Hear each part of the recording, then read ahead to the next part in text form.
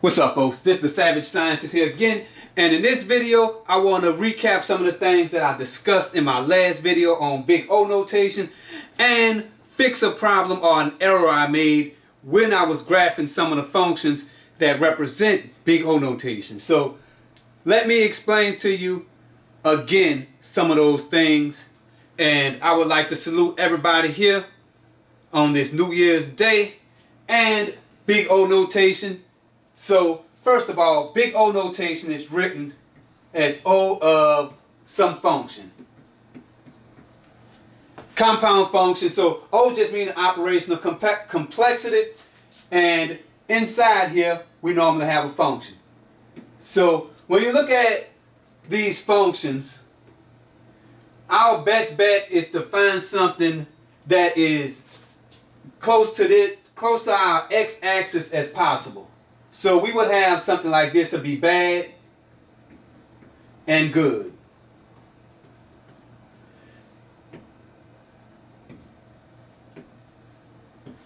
So I'm going to show you all the good algorithms in green, and all the bad algorithms are really the bad complexities in red, and the good complexities will be in green. So let's start with the good ones.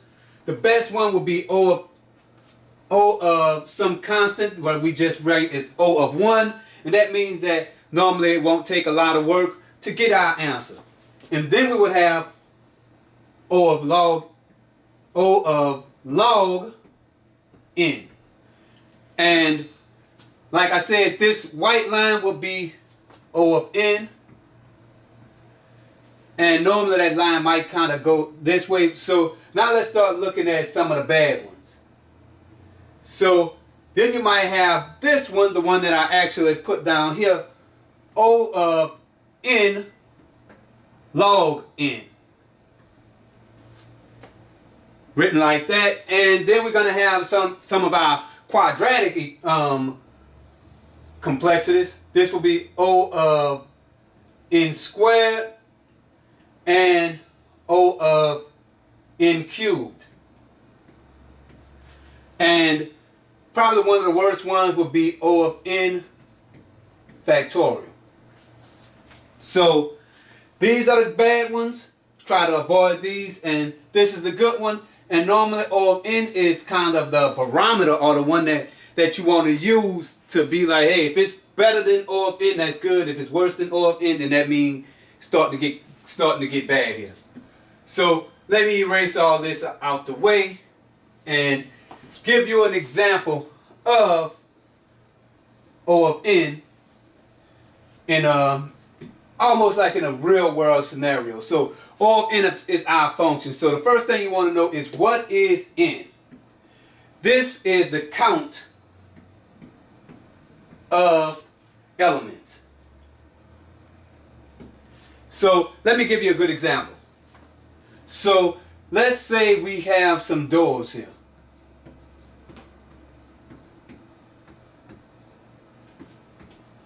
And I put a $100 bill behind this door.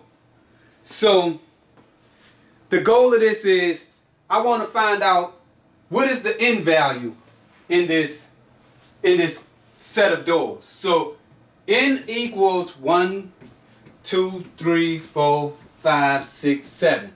So we have 7 doors.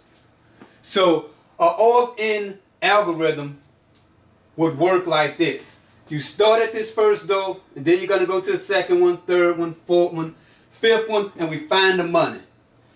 So the complexity for the best case scenario would be if our money was right here. That means that we would catch it in the first hit. So that'll be O of 1.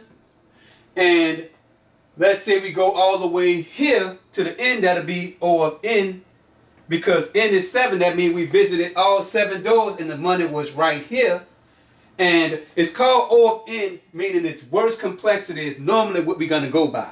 Not the best case scenario, or average case might be if we run this thing across 3,000 different algorithms, and then we'll find the average number being picked. But that's for a different video, and I'm trying not to make this more complicated. So what we want to do is to be able to get this, find our money with the least bit of complexity. So that's basically how complexity works, and certain algorithms give you advantages.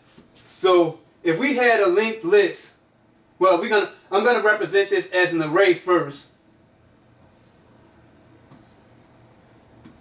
And this is our doors. So in an array, we know that we're gonna start here, and we know that we have 7 elements. So I could start here and I could go to each one of these in real time, so it'll be 2 steps. So if I want the 5th door, I'll start at the 1st door, and then I know the offset, so that the offset will be 1, 2, 3, 4. So that'll be +4, and that's gonna bring me to the 5th door. So if I was doing this in an array, in a linked list,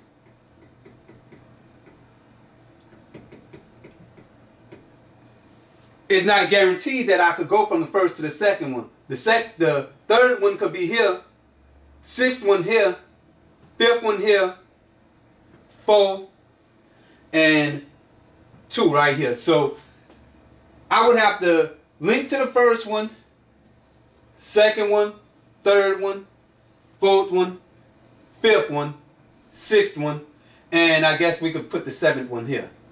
So there's no way I could jump from this one to the 2nd one, because if I jump, which is impossible to jump, so I would jump 1, 2, 3, 4, 5, 6, 7. So if I jump to this space, I'll be accessing memory that's probably used by another program, and normally that's what hackers want to do, and this is why you have memory leaks and programs don't work the way they want to. And that's one of the biggest reasons why understanding the way memory is laid out is important. So this is the Savage Scientist here. Till I make my next video clearing this up. Peace out.